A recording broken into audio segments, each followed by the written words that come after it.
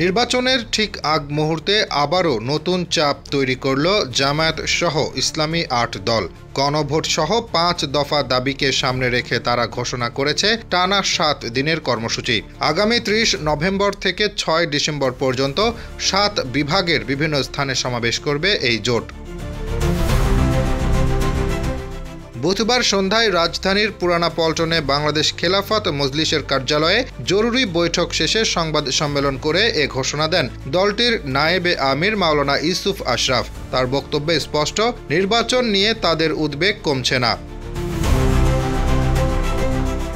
তিনি বলেন, নির্বাচনকে সুষ্ঠু ও অংশগ্রহণমূলক করতে লেভেলে প্লেয়িং ফিল্ড নিশ্চিত করাই এখন মূল দাবি। আর গণভোটে হ্যাঁ পক্ষকে জয়ী করতে ৮ দল জোরালো প্রচারণা চালাবে।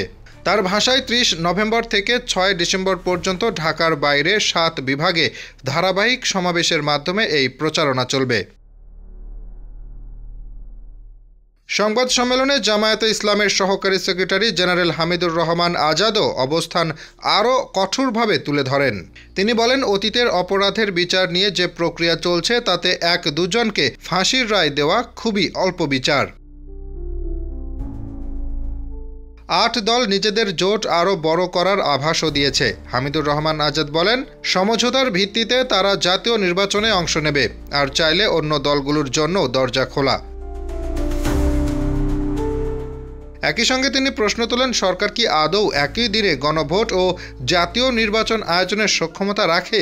এই সংশয় নিয়েই সামনে এগোচ্ছে জামায়াত সহ এই ৮ দল। Hasibur Rahman, daily our Bangladesh.